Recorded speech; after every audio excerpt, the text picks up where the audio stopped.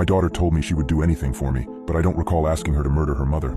I never wanted to be a father. When I was younger, I was a stupid kid with big dreams. I got my friends Anna, Kevin, and Dylan together, and from sundown until curfew, we'd be out in the woods shooting our own homemade horror flick. We had no idea what we were doing, but I loved it.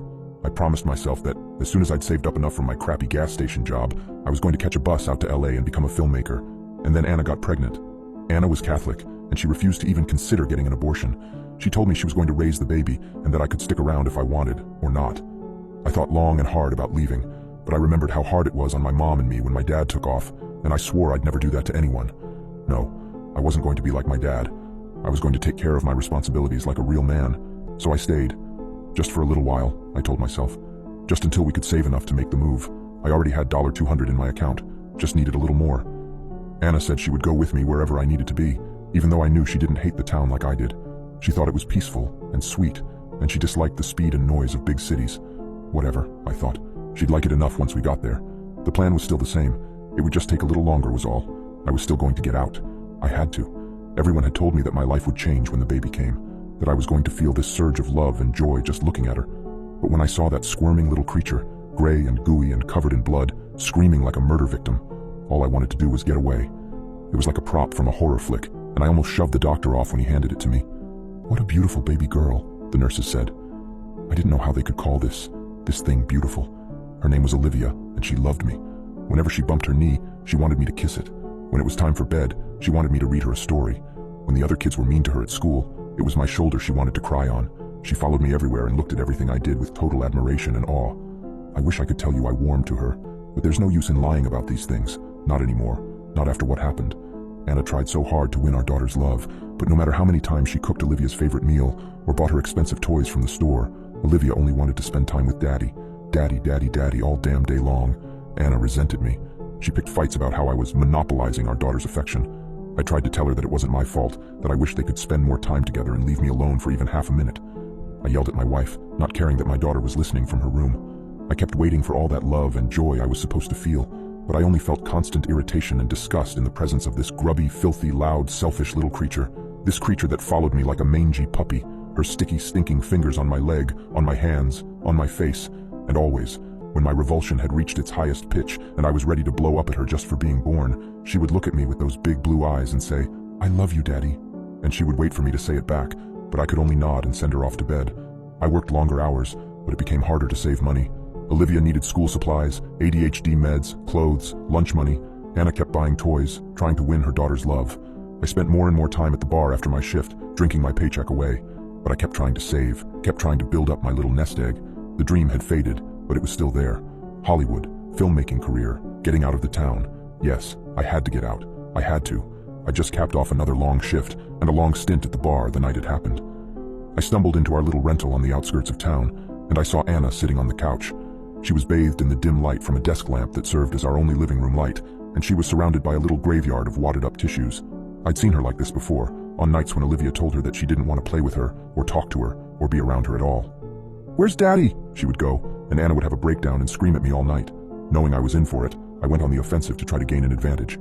"Jesus Christ, can't I come home to a happy house just once after spending all day working for you? Is that so much to ask?" Anna didn't move, didn't react, didn't call me names or threaten to take Olivia with her to her aunt's. She just sat there, staring off into nothing, clutching a soggy lump of tissue to her lips. "I'm pregnant," she said. My gut fell out from under me. Shock became fear. Fear became rage. "What? How? You're on the pill, right? Have you been taking it regularly?" She looked up at me, her eyes swollen and red. "You know what I have to do," she said. "You know I have to have the baby." I exploded. I told her that it wasn't fair, that I had dreams, that it was my life that she was destroying. I accused her of purposefully sabotaging my dreams out of jealousy, of conspiring to have another baby because Olivia didn't love her. "What's wrong, Daddy?" Olivia was standing in the doorway looking at me with those big, wet blue eyes. "Go back to bed, baby," Anna sobbed. "Are you okay, Daddy?" Olivia said. "Listen to your mother," I said. "Are you mad?" Olivia said. "Get back to bed now." "But Daddy, if you're mad, I want to help." "Shut up and get to bed," I screamed. She stared at me, a deep well of hurt in her eyes. She scurried from the doorway and slammed the door to her room. I turned and went down the basement steps, slamming the door behind me. I paced around the concrete floor for hours, thinking. In the dim light, I stumbled into an old cardboard box. I looked down at it, then opened it up. It was the movie camera and the tapes I'd used to make my horror movie in high school.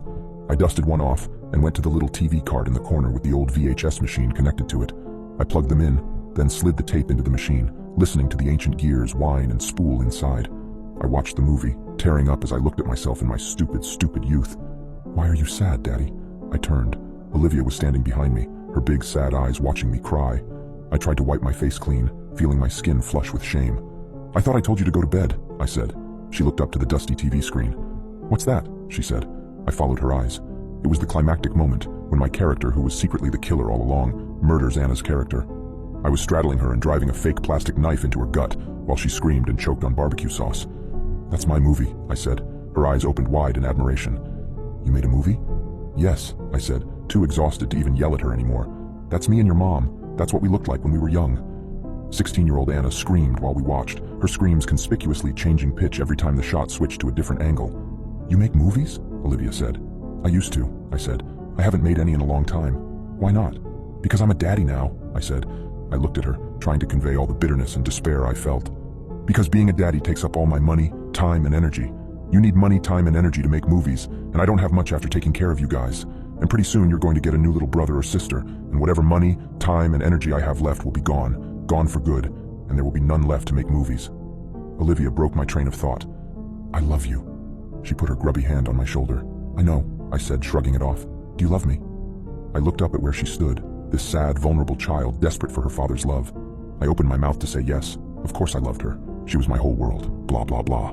Whatever it is parents are supposed to say in this situation. But I just looked at her, and she knew. "Go to bed, Olivia," I said. Tears streamed down her face, and she turned to go. I listened to her climb the stairs, and I heard her tiny footsteps make their way to her room. I left the movie playing on the TV, went upstairs, grabbed my keys, and left. I drove for hours, taking back roads all along the countryside, long, straight roads. At first I was wallowing in self-pity. Everyone is against me, I thought. But then I thought about my own father. He left us to tour with his stupid band and ended up owning in a hotel in Tucson. I thought about how sad it was, how selfish that he had abandoned his real responsibilities to chase some stupid, childish dream, how he had been punished for it in the end. I drove and thought, and I realized I was doing the same thing, and I had to stop. I parked in my driveway just as the dawn was breaking in the east, and I sat there.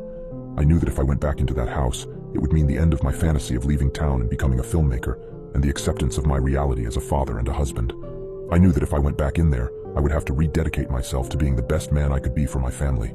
A real partner for Anna, a real role model for Olivia and our new child, that I would have to work hard to mend bridges and build new ones. I got out of my car and entered the house. I had a strange feeling of relief, not being burdened by that old dream anymore, not having to worry about making a life that wasn't realistic. For the first time in years, I didn't feel like a failure. I entered the house with a new sense of purpose, of gratitude, of peace. Finally, after all this time, I felt the love for my family that I was supposed to feel. "Anna," I said, "we have to talk. I'm sorry for—" I turned the corner into the kitchen.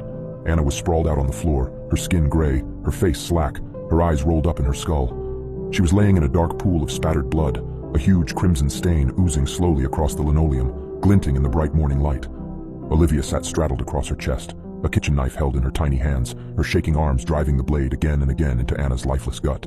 Olivia, who wanted to help her daddy. Olivia, who wanted her daddy to have all the money, time, and energy in the world. Olivia, who would do anything to make her daddy's dreams come true. Olivia stared up at me in the soft golden light. "Do you love me now, Daddy?" she said, as cold blood streaked down her cheeks like tears. "Do you love me now?"